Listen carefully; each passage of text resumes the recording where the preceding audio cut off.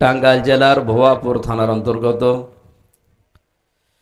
আমলা হেলফুল ফজল ইসলামী যুব সংঘের উদ্যোগে আয়োজিত তাফসিরুল কোরআন মাহফিলের স্বনামধন্য সভাপতি মাওলানা নজরুল ইসলাম দামাত বারকাতুহুমুল আলিয়া মানুষের জীবনে সবচাইতে গুরুত্বপূর্ণ কাজ সামনে অপেক্ষা করছে, যেটার এক একটা দিন হবে খামসিনা আলফা সানা মিম্মা তাউদ্দুন।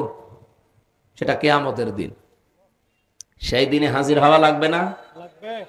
ওই দিনের আগে এই যে জামানা এখন আমরা আছি, প্রস্তুতি নেওয়ার সময়, এই সময়ে যদি এখন সময়টা কাজে না লাগিয়ে হেলায় খেলায় নষ্ট করে চলে যান, চোখ বন্ধ হওয়ার পরে যে আফসোস শুরু হবে, এ আর কোনোদিন শেষ হবে না। আমরা এরকম পাগলামি করব না ইনশাআল্লাহ। হায়াত যা আছে, যতটুকু আছে কাজে লাগাবো, যেভাবে লাগানো দরকার। কাজে তো সবাই লাগাচ্ছে, আমরা ওইভাবে না, আমাদের মালিকের কথা অনুযায়ী পথ প্রদর্শক যিনি এসেছিলেন তার জীবন থেকে শিক্ষা নিয়ে, তার জীবনের প্রথম যে শিক্ষাটা, এখান থেকে শুরু করব আমাদের জীবনের শিক্ষা নিয়ে চলার জন্য। বিশ্বনবীর প্রথম জীবনের শিক্ষা ছিল কি? দুনিয়াতে আসার পরে যখন তাকে কোলে তুলে নিয়েছিল, সিরাত ইবনে হিশামে পাবেন, হযরতে হালিমাতুস সাদিয়া রাদিয়াল্লাহু তাআলা আনহা, তিনি ওই সময় মুসলমান ছিলেন না, মুশরিকা। এই মুশরিকা মহিলা যখন নবীজিকে কোলে তুলে নিলেন, ডান স্তন দিলেন, তিনি পান করলেন, বাম স্তন দিলেন, তিনি মুখ বের করে নিলেন। হযরতে খাদিজা নিজে বলেন, আমার স্তনে দুধ ছিল না, আমার নিজের সন্তান আব্দুল্লাহ দুধ পেত না, অথচ কাকে যেন কোলে নিলাম, সঙ্গে সঙ্গে দেখি আল্লাহ আমাকে বরকত দিয়েছে। মহিলাটা কি মুসলমান না মুশরিক? একটা মুশরিকা মহিলাকে যদি নবীজিকে কোলে নেওয়ার কারণে আল্লাহ তার শরীরে বরকত দেয়, আমরা যারা নবীর উম্মত দাবি করি, তাকে আঁকড়িয়ে ধরলে বরকত পাওয়া যাবে না? কথার অর্থ বোঝেন আপনি? হযরতে হালিমা বলেন, আমি তিনবার তাকে ডান স্তন দিয়েছি, তিনবারই তিনি নিয়েছেন। বাম স্তন যেই দিয়েছি মুখ বের করে দিয়েছেন। চোখের ইশারা দিয়ে যেন আমাকে বোঝাতে চায়, মা হালিমা জোর করেন কেন? ডান স্তন এটা আমার অধিকার ছিল, আমি পান করেছি। বাম স্তন এটা আমার অধিকার না, এটা আমার দুধ ভাই আব্দুল্লাহর অধিকার। আমি জানি আপনার একটা সন্তান আছে। পৃথিবীতে আমি ভাইয়ের হক নষ্ট করার জন্য আসি না, এসেছি ভাইয়ের হক ফিরিয়ে দেওয়ার জন্য। আর টাঙ্গাইলবাসী যেই নবী মায়ের কোলে বসে ভাইয়ের হক ফিরিয়ে দেয়, সেই নবীর উম্মত আমরা এখানে বসে আছি। অনেকে এমন, যত বড় হই তত ভাইয়ের হক মারার জম হই। এখানে বহু মানুষ আছে ভাইয়ের সম্পদ জাল দলিল করে নিজের নামে লিখে নিয়েছে, বোনের জমি দিতে চায় না, বলে বোন এ তো নিজের লোক, এর জমিও দেওয়া লাগবে। দেওয়া লাগবে মানে আপনি অন্যের জমি যদি মেরে খান একটা গোনা হবে, আর বোনের জমি, মেয়ের জমি, ভাইয়ের জমি, ফুফুর জমি, চাচার জমি যদি কেউ মেরে খায়, তাদের অর্থ সম্পদ, টাকা পয়সা ডবল গুনাহ হবে। একটা আত্মীয়তার সম্পর্ক আর একটা জুলুমের সাথে। সুতরাং এরকম কাজে যারা আছেন, আপনি আশা করছি জীবনকে পাল্টাবে। বহু মানুষ দেখি হজে যায়, এই যে হজের তো মালিকই বসে আছে, যাওয়ার আগে ভাইয়ের সম্পদগুলো ফাঁকি দিয়ে ওইটা দিয়ে টিকিট কেটে যায়। ওর হজ কবুল হওয়া দূরের কথা, জেদ্দার বিমানবন্দর পার হবে না। কি কথা বললেন না কেন? নবীজি নিচে মায়ের কোলে বসে যদি ভাইয়ের হক ফিরিয়ে দেয়, আর আপনি কি কিসের উম্মত? বড় হকছেন আর হক মারার জম হকছেন মানে? এই হক যেন কেউ নষ্ট করতে না পারে, সেই ব্যবস্থা করা লাগবে। আর এটার জন্য দিন কায়েম ফরজ যে বলা হয়, এই কারণে যতদিন পর্যন্ত এ দেশে দিন কায়েম না হবে, ততদিন মানুষের হক পঙ্খানো ফিরিয়ে দেওয়া সম্ভব না। এমনি মুখে বলা সম্ভব, ফিরিয়ে দেওয়া সম্ভব না। সারা জীবন আমরা শুনছি তা'মুরুনা বিল মা'রুফ ওয়া তানহাউনা আনিল মুনকার, ভালো কাজে আদেশ দাও, অন্যায় কাজে বাধা দাও। এটা শোনেননি? কি বুঝেছেন এখান থেকে? এখানে মা'রুফ শব্দটা উরফুন থেকে, আরাফা ইয়ারিফু উরফুন, বাংলা অর্থ দাঁড়ায় পরিচিত হওয়া। ভালো কাজে পরিচিত হও, বাংলা অর্থ তো এইটা। ভালো কাজে পরিচিত হও মানে ভালো কাজ কি? আর আপনি পরিচিত হয়েছেন কখন? কোনদিন ভেবেছেন এই কথাটা নিয়ে? কোরআনে বহু জায়গায় আল্লাহ দিয়েছেন। আমি এই ছোট্ট মাথা নিয়ে ভেবে দেখলাম যে কথার ভেতরে দুনিয়া সব লুকিয়ে আছে। এই যে ভালো কাজ কোনটা আর অন্যায় কাজ কোনটা, এটার সাথে আমরা পরিচিত হয়েছি আজকে না। আমাদের আদি পিতা হযরতে আদম আলাইহিস সালাম উনি এ কাজের সাথে পরিচিত ছিলেন, তার সন্তান হিসাবে আমরাও পরিচিত। কখন থেকে? যেদিন তাকে বানিয়ে ফেরেশতাদের সামনে উপস্থাপন করে বলেছিলেন যে এই জিনিসগুলোর নাম বলো। সারা জীবন আপনারা শুনেছেন যে এখানে আসমা বহুবচন দেওয়া আছে। এসএম এর বহুবচন আসমা। এসএম মানে নাম, আসমা মানে নাম সমূহ। আপনি চিন্তা করলেন না কোনোদিন? সারা জীবন তো পড়ছেন এই আয়াতটা। এখানে যারা আছেন তাদেরকেও বলছি, এখানে গুরুত্বপূর্ণ একটা ক্লাস হয়েছিল। ক্লাস নিয়েছিলেন কে? মতিয়ার স্যার? হ্যাঁ, কে? আল্লাহ নিজের শিক্ষক। ওয়া আল্লামা আদামাল আসমাআ কুল্লাহা। আমি আদমকে সব জিনিসের নাম শিখিয়ে দিয়েছি। তাহলে শিক্ষক কে? আল্লাহ। ছাত্র? ছাত্র আদম নবী, সাধারণ মানুষ না। আপনি টের পাচ্ছেন কি গুরুত্বপূর্ণ ক্লাস? আর ক্লাসরুমে টাঙ্গাইল ভুয়াপুর না, ক্লাসরুম জান্নাত। আমরা জানি ক্লাসরুম অনুযায়ী পৃথিবীতে যে বিশ্ববিদ্যালয়গুলো আছে। আমি কয়েকদিন আগে সিঙ্গাপুর, মালয়েশিয়া বিভিন্ন দেশে গিয়েছিলাম। এই দেশগুলোতে সফর করা মাহফিল ছিল আমার, বিভিন্ন জায়গায় সেমিনার ছিল। আমি দেখেছি 1000 বিশ্ববিদ্যালয় আছে, তার ভেতরে বাংলাদেশের কোনো বিশ্ববিদ্যালয় র্যাঙ্কিংয়ে নেই। এত দামি দামি ভার্সিটি বাংলাদেশে, একটাও 1000-এর ভেতরে নেই। কি করে তারা? আর আমরা কি করছি? কেন তাদের ভেতরে আমরা গেলাম না? মালয়েশিয়া ইন্টারন্যাশনাল ইসলামিক ইউনিভার্সিটি, যেটা এখানে গবেষণা হয় 20 ভাগ আর লেখাপড়া হয় 80 ভাগ। আর যেটা র্যাঙ্কিংয়ে 1 নম্বরে আছে ওইটাই গবেষণা হয় 99 ভাগ, পড়াশোনা হয় 1 ভাগ। তাহলে গবেষণামূলক জিনিসপত্র, সরঞ্জাম জানামাদি, ছাত্রছাত্রী যেখানে বেশি, ওইগুলো র্যাঙ্কিং 1 নম্বরে থাকে। বলেন 257টা দেশ দুনিয়ায়, বাংলাদেশে এত বিশ্ববিদ্যালয় 1000-এর ভেতরে আমরা একটাও নেই। আমরা কত দূর আছি? ক্লাসরুম, তাদের সিস্টেমগুলো, তাদের যে আধুনিকতার ছোঁয়া, তারা যে ব্যবহার করে, তাদের গবেষণার যে সমস্ত জিনিসপত্র, তার ধারে কাছেও এই দেশের কোনো ভার্সিটি যেতে পারেনি। এই জন্যই তো আমরা যে সিরিয়ালে নেই। এই দুনিয়াতে সিরিয়ালে থাকার জন্য যদি এত কিছু তারা করে, আপনি একটু ভাবেন যে ক্লাসরুম দুনিয়ার কোনো ক্লাসরুম না। কোনটা? জান্নাত সরাসরি ক্লাসরুম। আর যেমন তেমন ছাত্র না, ছাত্র সরাসরি একজন নবী। আর শিক্ষকও জিবরাইল না। শিক্ষককে কি শেখাতে পারে? আমার মনে হয় যারা পুরাতন তাফসির পড়েন, হুজুর সহ জিজ্ঞাসা করে দেখেন। এসএম এর বহুবচন আসমা, যেহেতু বিভিন্ন জিনিসের নাম আল্লাহ শিখিয়েছিল। আলু, পটল, ঝিঙা, বাঁশ, কদু, এগুলোর তো নাম আছে, নাম নেই? নামগুলো এক জায়গায় করলে হয় আসমা, নাম সমূহ। এই গুরুত্বপূর্ণ ক্লাসে আল্লাহকে আদম নবীকে আলু, পটল, ঝিঙা, পেঁপে এগুলোর নাম শেখায়? আপনার মনে হয়? কি শিখিয়েছিলেন? এইটা জানার জন্যই তো মাহফিলে আসা লাগে। আল্লাহ কি শিখিয়েছিলেন? এই গুরুত্বপূর্ণ ক্লাস পৃথিবীর আমার মনে হয় এর চাইতে দামি ক্লাস আর নেই। এত দামি ক্লাসে এত দামি ছাত্রের সামনে এইরকম শিক্ষক একজন, আল্লাহ নিজে কে কে শিখিয়েছিলেন সেটা সূরা আরাফের 172 নম্বর আয়াতে আছে।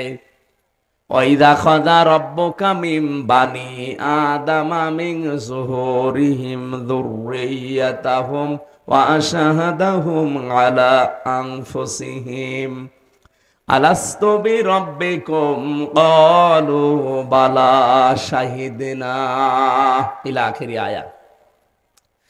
আল্লাহ পাক বলেন, স্মরণ করো ওই সময়ের কথা যখন আদম নবীর পৃষ্ঠদেশ থেকে তার সন্তানগুলোকে সব বের করলাম, আমি একটা অঙ্গীকার নিলাম, আলাস্তু বিরাব্বিকুম, আমি কি তোমাদের রব না?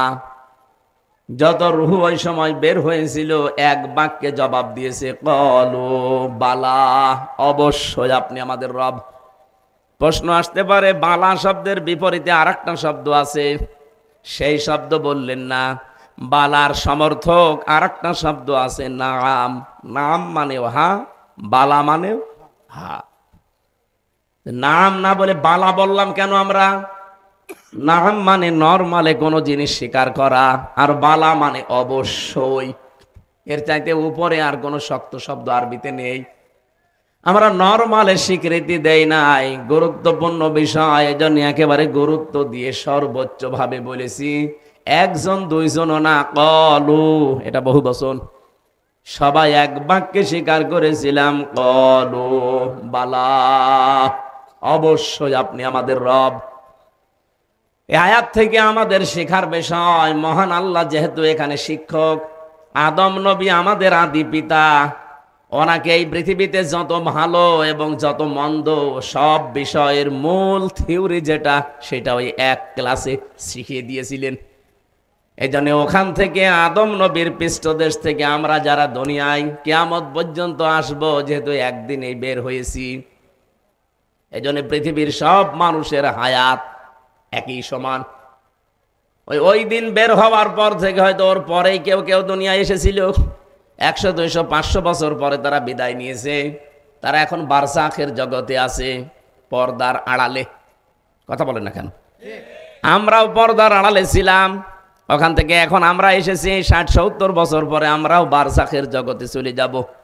এরপরে আরো 500 বছর, 1000 বছর, 5000 বছর পরে যারা সিরিয়ালে আসতেছে, ওরা এখন মনে করেন কবরের জগতে আছে।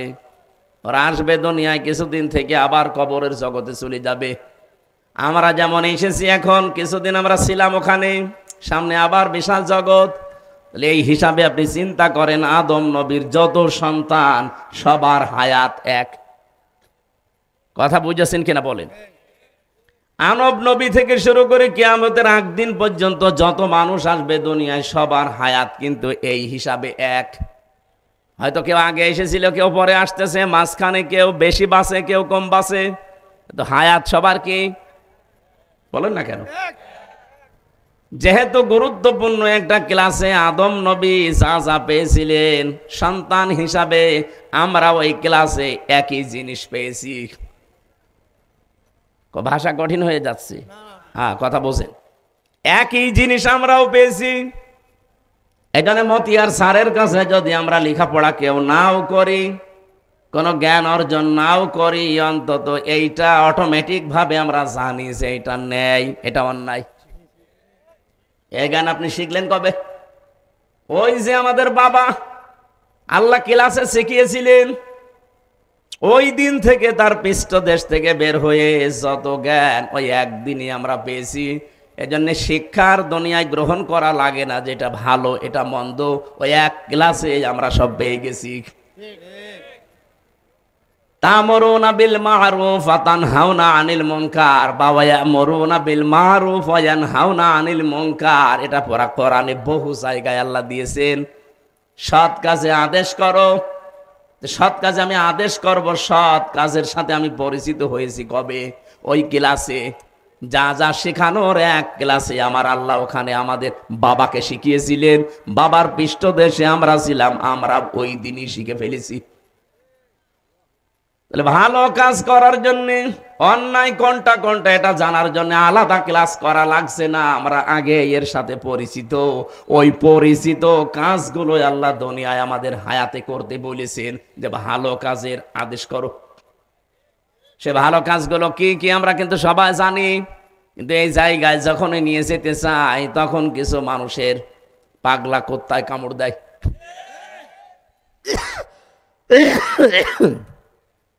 তখন বলে হয় এটা রাজনীতি, নাই দুনিয়ার কাজ, অনেকে বলে এটা ধর্ম ব্যবসা। আপনি কথা বলতে পারলেন?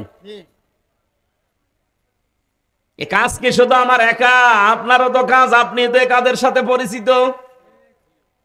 ওয়ায়ানহাউনা ওয়া ইয়ামুরুনা বিল মারুফ, পরিচিত কাজকে আদেশ করো। পরিচিত কাজ কি কি? কোরআনে কারিমে আল্লাহ এরকম পরিচিত কাজ দিয়েছেন 500। কয়টা? এখানে আমার মনে হয় আলেমরা ছাড়া 500 কাজ অনেকে জানেই না, অথচ এগুলো জানা আমাদেরকে আগেই ছিল। হয়তো 5-7টা 10টা 15টা আপনি জানতে পারেন। এই পরিচিত কাজগুলো যদি আজ আমরা করতে পারতাম সবাই মিলে, কেউ এই দেশে আমাদেরকে বাধা দিয়ে আটক করে রাখতে পারতো না। বাধা দেবে কে? কারণে দেশে 92% মুসলমান আমরা। কি কথা বলেন না কেন? বাধাটা দেবে কে? 92% মুসলমান আমরা। এই জন্য তো আফসোস করে প্রথমে বললাম এটা, যে আগে কথা বলতে দিত না, এখন বললে শোনে না। এজন্য আমাদের উচিত হবে ভালো কাজে আদেশ করার জন্য, পরিচিত কাজে আদেশ করার জন্য আদেশের জায়গায় থাকা লাগে। আর আদেশের জায়গা হচ্ছে যেখানে হুকুম জারি হয়, তার মানে চেয়ার। বাংলাদেশে এখন 1628টা চেয়ার আছে।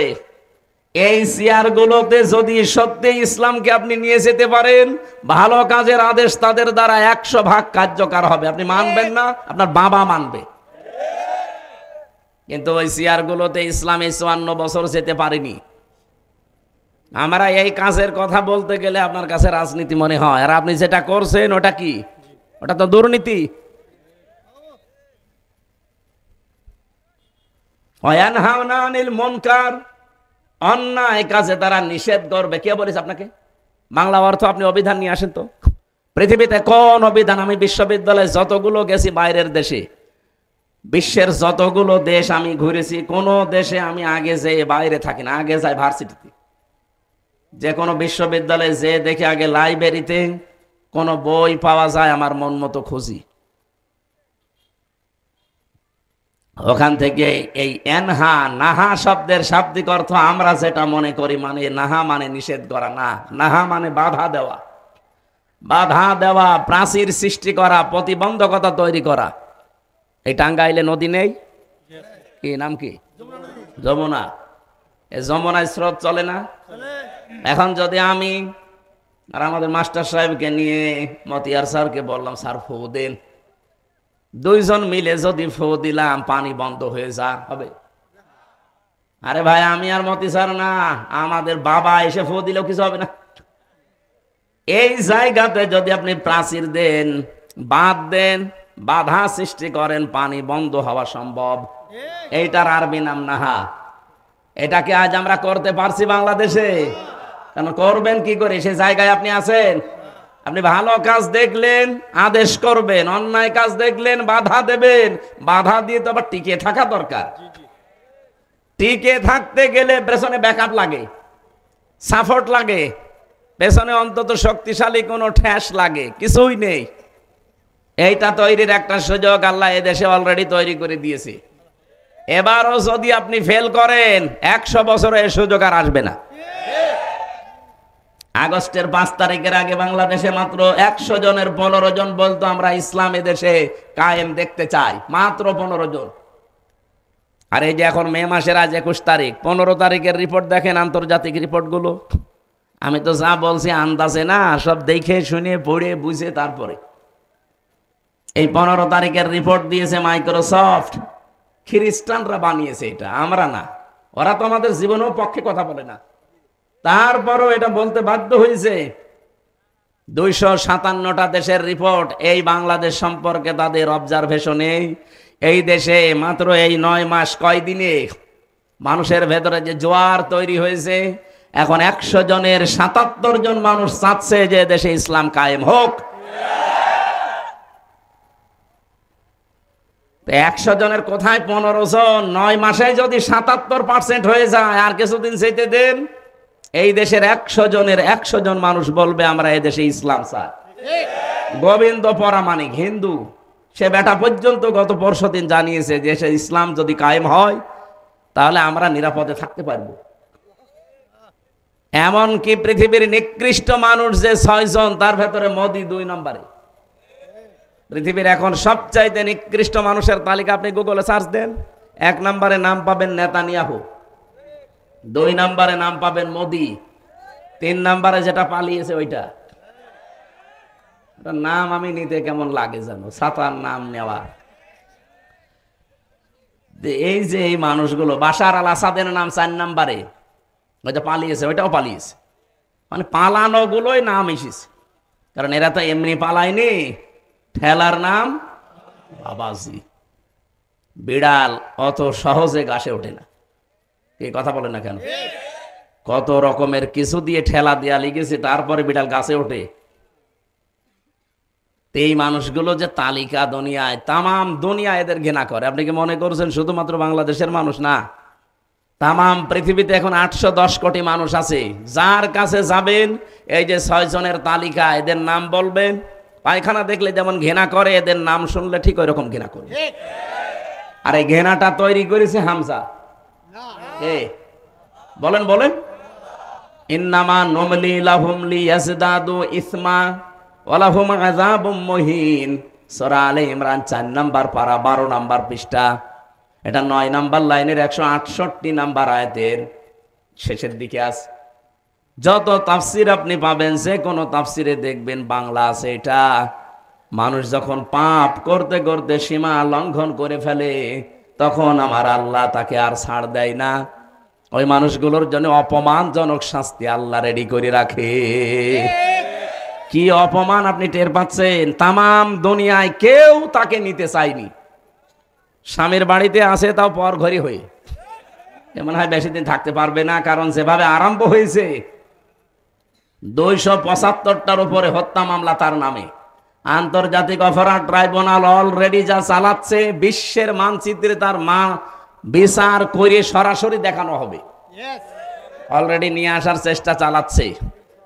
কোন মানুষ যদি নিরপরাধ কোন মানুষের উপরে দোষ চাপিয়ে তাকে জাতির সামনে কালার করে, কোরআন বলছে সূরা নেসা, ওমাই ইয়াকসিব খতিআতান আও ইসমান সুম্মা ইয়ারমি বিহি বারিয়ান ফাকাদ ইহতামালা বুহতানা ওয়া ইসমাম মুবিনা। সূরা নেসা 5 নাম্বার পারা 15 নম্বর পৃষ্ঠা 10 নাম্বার লাইনের 112 নাম্বার আয়াত। কোন মানুষ যদি দুনিয়ায় নিজে অন্যায় করে ভালো মানুষের উপরে দোষটা চাপিয়ে নিজে ভালো সাজে, এই দোষ বাংলাদেশে ছিল না? এই 4টা শব্দের বাইরে কোনো শব্দ নেই জিকিরের। যদি জিকির করতে চান, ইবাদত মনে করে এই 4টা শব্দ দিয়ে করবেন। সুবহানাল্লাহ, আলহামদুলিল্লাহ, লা ইলাহা ইল্লাল্লাহ, আল্লাহু আকবার। কথা বোঝা গেছে? এর বাইরে যদি কোনো পীর সাহেব, কোন আল্লাহর ওলি আপনাকে জিকির দেয়, মনে করবেন ওইটা জিকির না, ওইটা ওর দরবারের ফিকির। বহু দরবারে এর বাইরে জিকির নেই। কথা বললেন না? এই যে ব্রাহ্মণবাড়ি আমার তাহেরি ভাই যে জিকির বানিয়েছে, এই শব্দের ভেতরে না, এর বাইরে ও জিকির বানিয়েছে। ইয়ালি বাবা, শাহ আলী বাবা, কেল্লা বাবা, ফতে বাবা, এমনকি ন্যাংটা বাবাও জিকির হয়।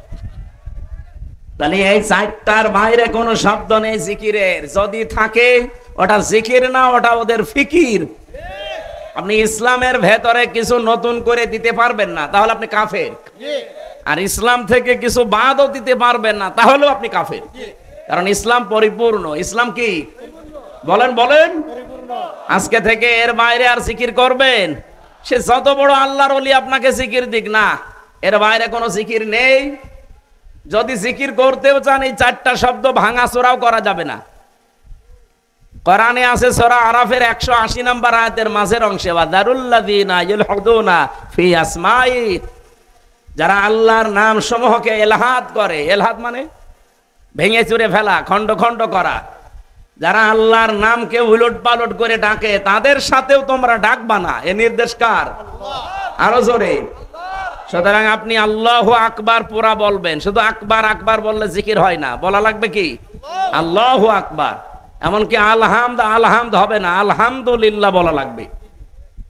সুবহান সুবহান জিকির হয় না, সুবহান আল্লাহ বলা লাগবে। লাইলা লাইলা জিকির নেই, লা ইলাহা ইল্লাল্লাহ। কথা বোঝা গেছে নাকি বলে? নাকি আমি হাদিস বানাবো এখন? আল্লাহ আমাদেরকে এগুলো আমল করার তৌফিক দিন, জোরে বলেন আমিন। আর একটা আমল যেহেতু আমি নিজে হালকা পাতলা করি, আপনাদেরকেও করার আহ্বান জানাচ্ছি। যখন যে অবস্থায় থাকেন, শুধু পায়খানা আর স্বামী স্ত্রীর ব্যবহার, এই 2টা জায়গা বাদ দিয়ে যেখানে যে অবস্থায় আছেন, ওযু থাক আর না থাক, মুখে সব সময় মনে আসলেই জারি রাখবেন আস্তাগফিরুল্লাহ আস্তাগফিরুল্লাহ, মনে মনে বলেন, জোরে জোরে বলেন, যেভাবে বলেন, এটা যেন সব সময় মুখে থাকে। আল্লাহ এত বেশি খুশি হয় এটা শুনলে, আল্লাহর আরশ পর্যন্ত খুশি হয়ে যায়। সবাই মুখে আমলটা, নারী পুরুষ যারা আছেন সব সময় করা যাবে না ইনশাআল্লাহ?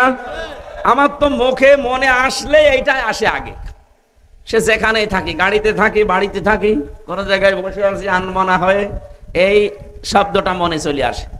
আমি যেহেতু নিজে একটু মানি হালকা পাতলা, আপনাদেরকে আহ্বান জানালাম, আশা করছি এটা মেনে নিলে সবার কাজ হবে ইনশাআল্লাহ। আমার ভাইরা, যেহেতু আমরা পরিচিত হয়েছিলাম ওই ক্লাসে, ওখানে আল্লাহ আলু পটল সিঙ্গা এগুলোর নাম শেখাননি, শিখিয়েছিলেন যত ভালো কাজ, যত অন্যায় কাজ সবগুলো ওই ক্লাসে আমাদের আদি পিতা আদমকে আল্লাহ একদিনেই এক ক্লাসে শিখিয়ে দিয়েছিলেন। আমরা তার সন্তান হিসাবে ওই কাজটা ওখান থেকে জানি। যেন লেখাপড়া না করলেও আমরা কিন্তু জানতে পাই যে কোনটা ভালো কাজ, কোনটা মন্দ কাজ। ভালো কাজের আদেশগুলো দেওয়া লাগবে, পরিচিত কাজ।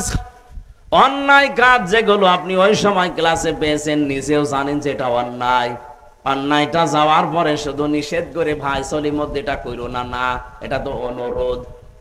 অন্যায় কাজের নিষেধ করার জন্য বাধার প্রাচীর তৈরি করা লাগে, আর বাধা দিতে হলে পেছনে ব্যাকআপ লাগে।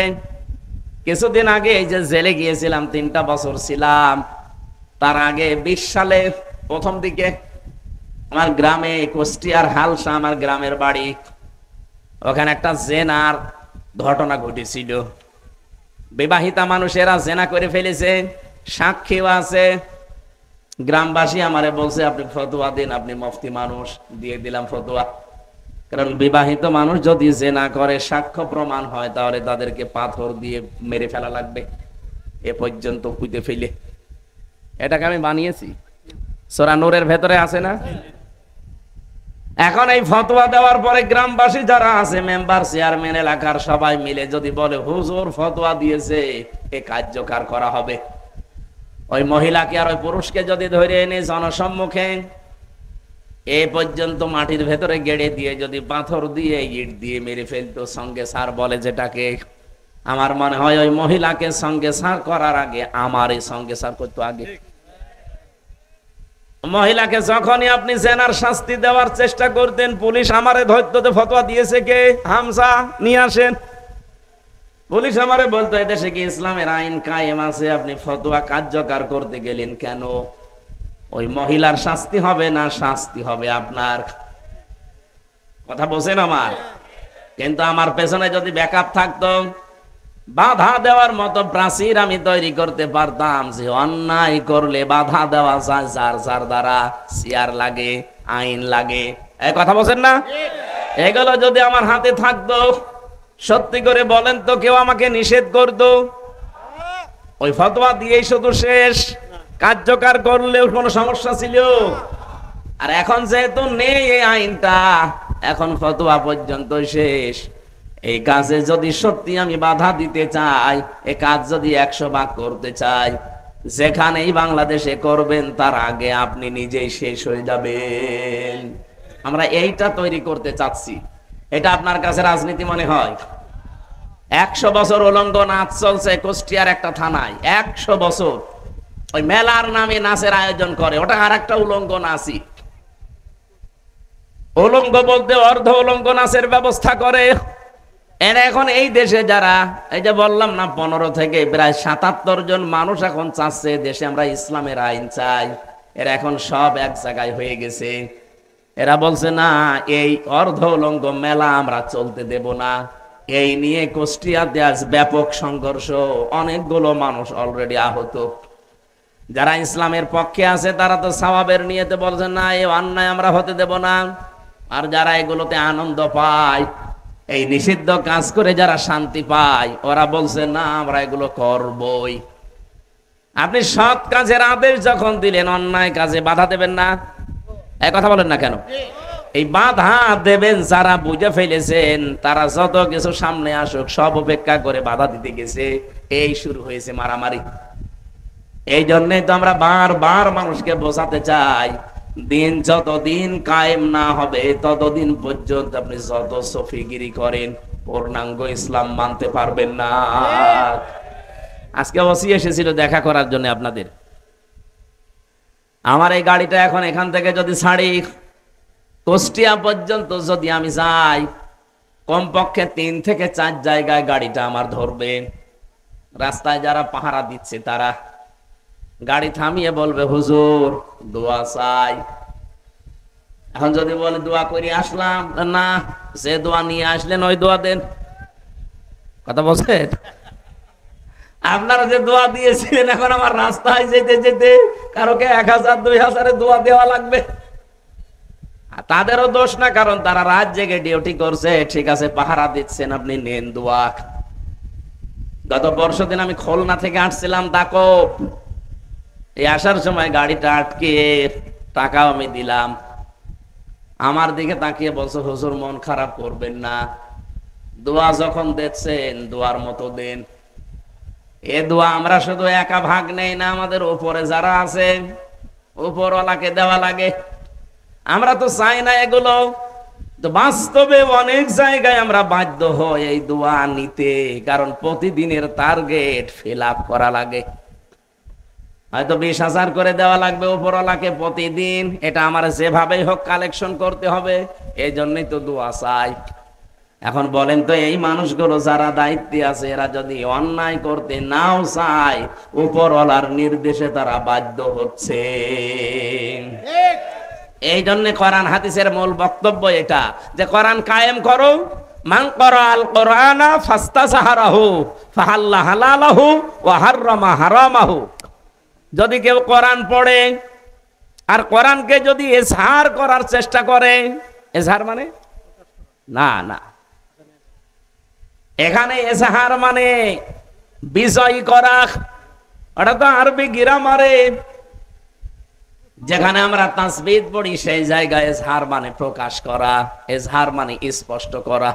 এখানে কোরআন এবং হাদিসে যেখানে ইজহার আসবে এর বাংলা অর্থ দাঁড়াবে ইজহার মানে বিজয় করা। তাহলে কোরআন পড়লে শুধু হচ্ছে না, কোরআনকে বিজয় করার জন্য যারা চেষ্টা চালাবে। এ কথা বলার পরে আল্লাহর নবী ফা দিয়েছেন, ফাহাল্লা হালালাহু ওয়া হাররামা হারামাহু। ফা না দিলেও কিন্তু আমরা অর্থ করতে পারতাম, বিশেষ করে আমরা যারা আলেম আছি। এটা সরান এবার, আবার 5 মিনিট পরে উপরে দিয়েন। এই ফ্যান আর দেওয়া লাগবে না, এটা উপরে চলছে তো, আপনি এখানে বসেন, লাগবে না, এটা চললেই হবে। 5-7 মিনিট পরে এখানে একটু দিলে আমার ঠান্ডা হয়ে যাবে। না আর কথা বলা যাবে না ভাই। ও আপনাদের লাগবে, সাউন্ড যাবে তো, এই জন্য তো নিষেধ করছি। থাক, একটু কষ্ট করেন আজকের জন্য। আমার না গা ঘেমে যাচ্ছে ভেতরে, জ্বর তো, এই কারণে। আপনারও কি জ্বর নাকি? ও টাঙ্গাইল বাসী, এই ফা শব্দের ব্যাখ্যা আমি বালাগাত মান থেকে, ফা শব্দটা 19টা অর্থে ব্যবহার হয়। এখানে 13 নাম্বার একটা কায়দা পেয়েছি।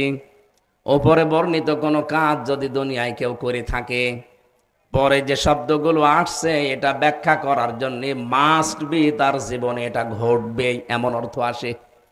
আমি বললাম না, আর আলেম যারা আমরা ফা বাদ দিলে অর্থ আমরা করতে পারবো, কিন্তু ফা নবীজি দিলেন কেন?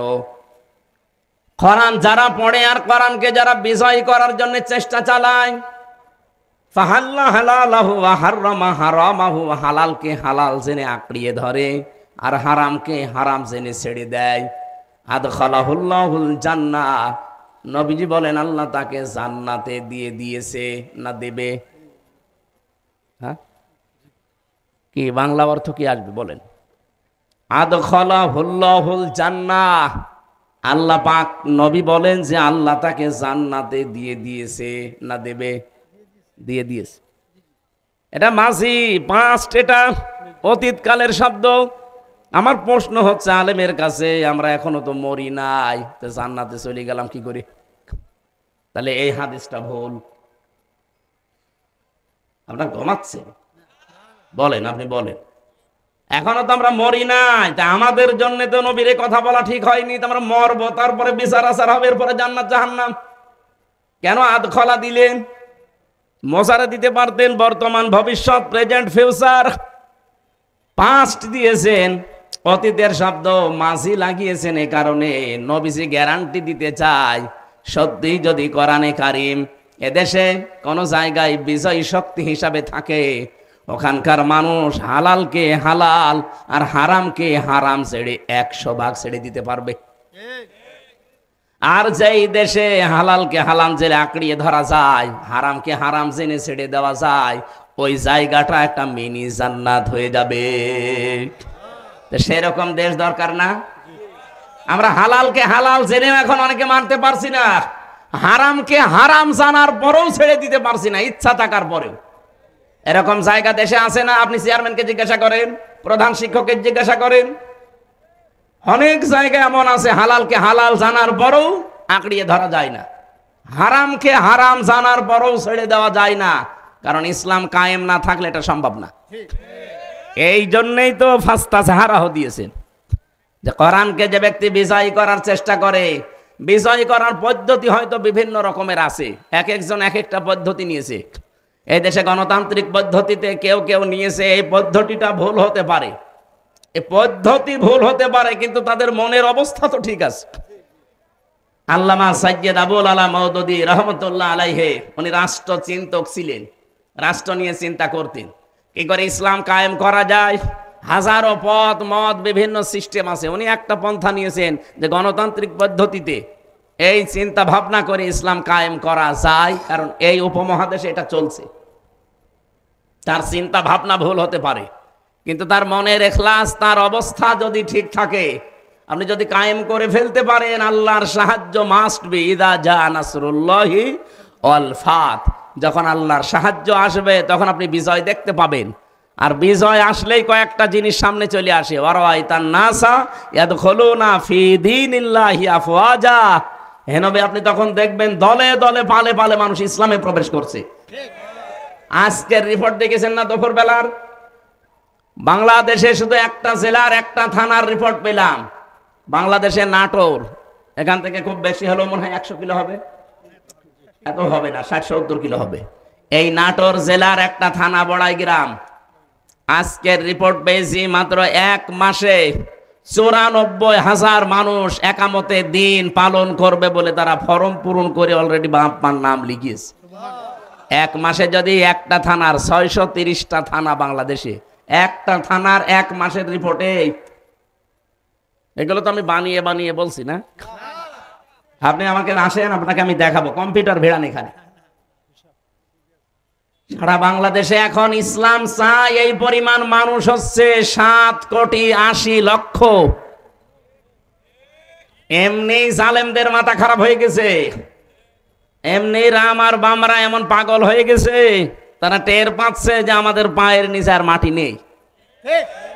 কারণ আমরা যা করে খাই, এসব রাস্তা তো বন্ধ, কি করে খাবো? আজকে আমার দুপুর বেলা একটা আলোচনা ছিল, মনে হয় টাঙ্গাইলে, সখীপুর না সখীপুর, ওখানে একটা হাদিসের ব্যাখ্যা বলেছিলাম, মানিদ্দা মা লাইসা লাহু ফালাইসা মিন্না ওয়ালিয়াতাবাওয়া মাকআদাহু মিনান নার। মুসলিম শরীফের হাদিস, 61 নম্বর হাদিস। যারা আলেম আছেন বাড়িতে যে মিলাবেন, নবীজি বলেন যে জিনিসের মালিক তুমি না, ওইটা যদি জোর করে নিজের দখলে নিয়ে নাও, ওই দিন থেকে তোমাকে 2টা শাস্তির ঘোষণা, ফালাইসা মিন্না, ফা আছে। 1 নম্বরে উপরের কাজ করলে পরের শাস্তি আপনার জন্য বরাদ্দ। প্রথম শাস্তি কি? ফালাইসা মিন্না, আপনি ওই দিন থেকে আর নবীর উম্মত না। আপনি চিন্তা করেছেন কত বড় কথা? 2 নম্বরটা আরো কঠিন, ওয়ালিয়াতাবাওয়া মাকআদাহু মিনান নার, সে যেন জাহান্নামে নিজের স্থান তৈরি করে নিল। আপনি এবার বাংলাদেশের সাথে মিলান তো হাদিসটা। আগস্টের 5 তারিখের পর থেকে বহু মানুষ এই বাংলাদেশে যেই জিনিস যার না, সে দখল করে নিজের আয়ত্তে নিয়েছে। আমি কি নাম ধরবো? যারা এগুলো করেছেন এই জিনিস ফেরত দেবেন, যারটা যার কাছ থেকে নিয়েছেন ফেরত দিয়ে দেবেন, নয়তো আপনি ওই দিন থেকে নবীর দল থেকে বের হয়ে গেছেন। আপনি মরে যাবেন, আর আমির হামজা আর নজরুল ইসলাম যে বলবে যে বিসমিল্লাহি ওয়া আলা মিল্লাতি রাসূলিল্লাহ, এই মিথ্যা কথা বলবো কি করে? আপনি তো আল্লাহর নামেও নেই, রসুলের দলও নেই। আমি কি একটু বেশি বলে ফেললাম? না না, কিসের বেশি, যা পড়েছি তাই বললাম। যারা এরকম চরিত্রে আছেন একটু হাত তোলেন তো। এই এলাকায় মনে হয় হাদিস বলা ঠিক হইল না, এত সব আল্লাহর ওলি বসে আছে। এটা আমাদের কুষ্টিয়ার জন্য প্রযোজ্য নাকি? জেলায় যদি থাকেন কেউ, এই মুহূর্তে এটা বাড়ি যায় ঠিক করবেন। যেই জিনিসের মালিক আপনি না, হয় চুরি করে, ডাকাতি করে, প্রতারণা করে, চাঁদাবাজি করে নিজের দায়িত্বে নিয়ে নিয়েছেন। সত্যি করে বলেন তো, বাংলাদেশে একজনও পাওয়া যাবে কিনা সমানে? নবীর উম্মত এই দেশে যে আমরা বলি 92 ভাগ, কে বলেছে? এ তো মনে হচ্ছে যে সেই 100 ভাগের 5 ভাগও পাওয়া যাচ্ছে না। এই কথা বলে না কেন? তাছাড়া আমি মাঝে মাঝে ভাবি যে 92 ভাগ মুসলমান আমার দেশে, আজ 54 বছর চলছে, আজও ইসলাম কায়েম হইল না। আমরা কেমন? এ দেশে তো এখন 100 ভাগের 51 ভাগও মুসলমান আমার মনে হয় নেই।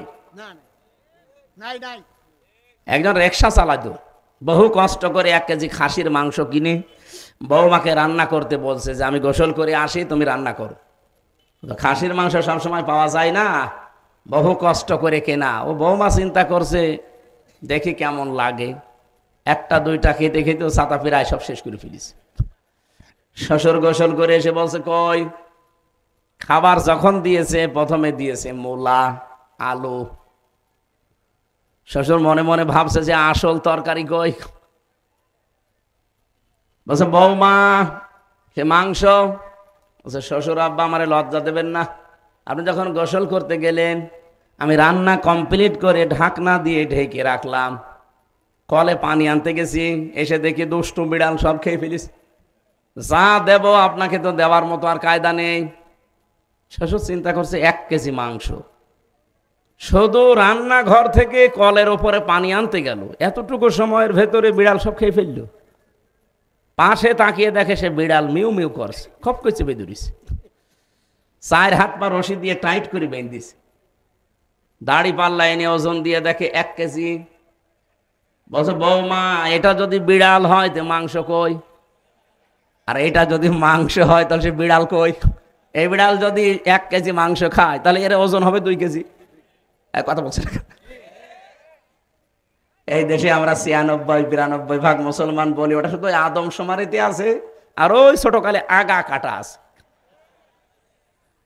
তারপরও আমার মনে হয় এখানে অনেকে আছে এখনো আগা কাটা নেই। ওই যে ওইটা, এই যে ওইটা, এই মুসলমানে দেওয়া হয়েছে? হ্যাঁ, মুসলমানে দাওনি না, এখনো দেয়নি।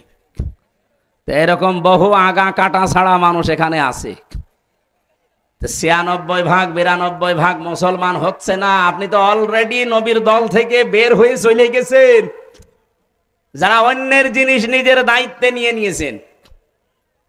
আর দ্বিতীয় শাস্তি কত কঠিন চিন্তা করেছেন? ওয়ালিয়াতাবাওয়া মাকআদাহু মিনান নার, সে যেন জাহান্নামে নিজের একটা স্থান তৈরি করে রেখে দিয়েছে, মরবে আর ওই স্থানে চলে যাবে। আল্লাহ আমাদের হেফাজত করুন, বলেন আমিন।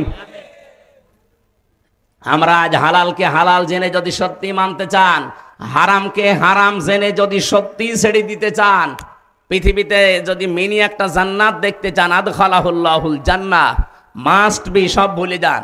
সময় যেহেতু আল্লাহ তৈরি করে দিয়েছে, সুযোগও আসতেছে, আন্তর্জাতিক চাপগুলো আল্লাহ দেখবে।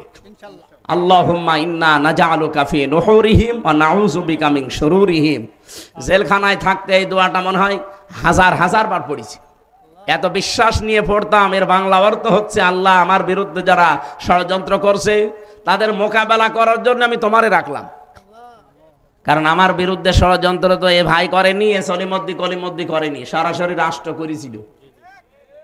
মামলাটা আমার 30 বারের উপরে তুলেছে, সিএমএম কোর্ট, জজ কোর্ট, হাইকোর্টে, কিন্তু জামিন হয়নি। কারণ যিনি মামলার বাদী তিনি পালিয়ে গেছে। উনি দেন ওটা আরো 5 মিনিট দেন। সলিমদ্দি যদি হতো তাহলে কয় টাকা লাগতো, তারে টাকা দিয়ে আমি বের হয়ে চলে যেতাম। কিন্তু যিনি মামলা দিয়েছিল উনি তো টাকা পয়সা খাবে না, রাগ করে দিয়েছে। কি কথা বলছেন?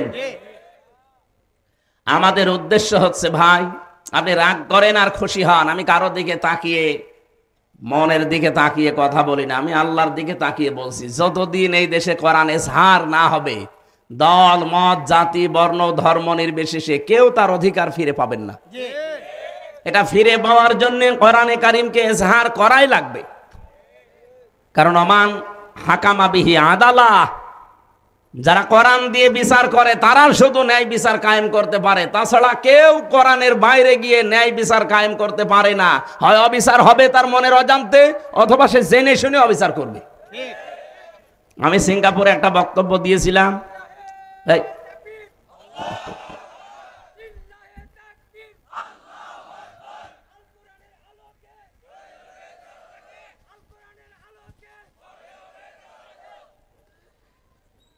তো ওখানে আমার জুলুমের উপরে বক্তব্য ছিল। এখান থেকে যারা পালিয়ে গেছে ওই সময়, এই জালেমরা ওই দেশে প্রশাসনে যারা স্বরাষ্ট্র মন্ত্রণালয়ের দায়িত্বে আছে তার কাছে অভিযোগ দিয়েছে যে ওনার নামে দেশে মামলা ছিল, উনি সন্ত্রাস বিরোধী মামলার আইনের আসামি, ওনাকে এই দেশে আপনারা ঢুকতে দিয়েছেন। পরবর্তীতে আগস্টের 5 তারিখের পরে যখন মামলা পুরাটা খারিজ হয়ে গেছে, যাদের যাদের নামে ওরা আমাকে নিয়ে গিয়েছিল ওদের নাম ঢুকিয়েছে যে এরা এসে দেশে বিশৃঙ্খলা করতে চায়। ওরা যদি এই দেশের অবস্থা বুঝে যে দেখতো যে পুরাটাই তো বানোয়াট মামলা, এই কাগজ এখন অলরেডি আমার খারিজের কাগজ পাঠিয়েছি, যারা যারা উল্টা মামলা মিথ্যা দিয়েছিল আমার নামে অভিযোগ, এখন তাদেরকে ধরে 1 কোটির উপরে টাকা জরিমানা দিয়েছে যে মর শয়তানে বার। যেই কাজ যে করে না তার উপরে মিথ্যা কিছু চাপিয়ে তাকে কালার করবেন, ওই দোষ আপনাকে দিয়ে দুনিয়ায় আল্লাহ করাবে, এরপর আপনার মরণ হবে। এই জন্য এই গোনা যেন সামনে কেউ করবেন না, যে যা করেনি তার উপরে চাপিয়ে দিয়ে তাকে কালার করে ফেলেন। আপনি কি আমাকে যে দোষটা দিলেন, এই দোষ আমি জানতাম? ছাতা আমাকে দিয়েছিল আনসারুল্লাহ বাংলা টিমের প্রধান, আমি সারা বাংলাদেশের, তো কি এটা আমি জানি না। পোড়া ডাহা একটা মিথ্যা জিনিস দিয়ে 3টা বছর আপনি আমার জীবন থেকে নষ্ট করে দিলেন। আমি এখন যদি বলি যে আপনাকে আমি এরকম মামলা দেব, কারণ যতটুকু আমি পেয়েছি আমি তো ততটুকুই দিচ্ছি, আমি তো বেশি করছি না। আপনি সহ্য করতে পারবেন?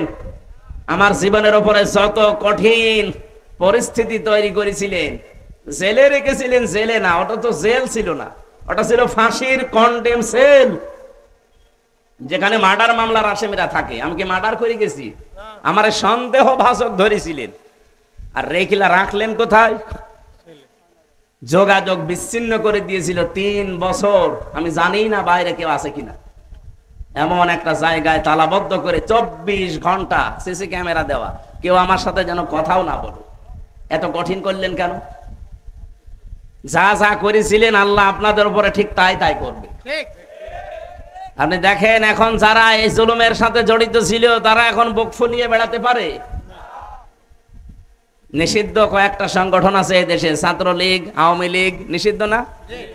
ছাত্রলীগের যে সভাপতি ছিল তার বাবাটা মারা গেছে কয়েকদিন আগে, তাকে তো এই দেশে কেউ নিষেধ করেনি যে বাবার জানাজা পড়া নিষেধ না, সে ভয়ে আসেনি, কারণ সে জানে আমি গেলে জনগণ পিটিয়ে মেরে ফেলবে।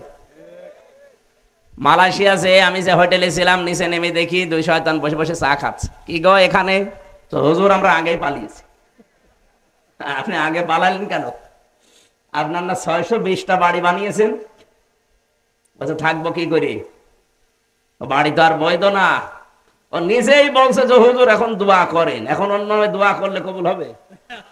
620টা বাড়ি, আপনি আশ্চর্য হয়ে যাবেন না? একটা বাড়িতেও থাকতে পারে না। ওই দেশেও বাড়ি আছে তার, সাহেব পাড়া নাম দিয়েছে, কিন্তু তালাবদ্ধ, থাকে না, থাকে হোটেলে। আর এক একটা হোটেলে ভাড়া কি বাংলাদেশের টাকায় 80,000, 1 লাখ, 1,20,000 টাকা ভাড়া। এই টাকাগুলো তো ওর বাবার টাকা না, হ্যাঁ, সবাই জনগণের টাকা। এই জনগণের টাকা ওখানে নিয়ে কয়দিন থাকবেন আপনি এভাবে হোটেলে? বাইরে যেতে পারেন না, বসে বাইরে যেয়ে মায়ের খাবো। 20 লাখ বাঙালি থাকে এই দেশে, পিটিয়ে ভর্তা বানিয়ে ফেলবে। কি বৃষ্টি হচ্ছে? হ্যাঁ, এই বৃষ্টি হচ্ছে।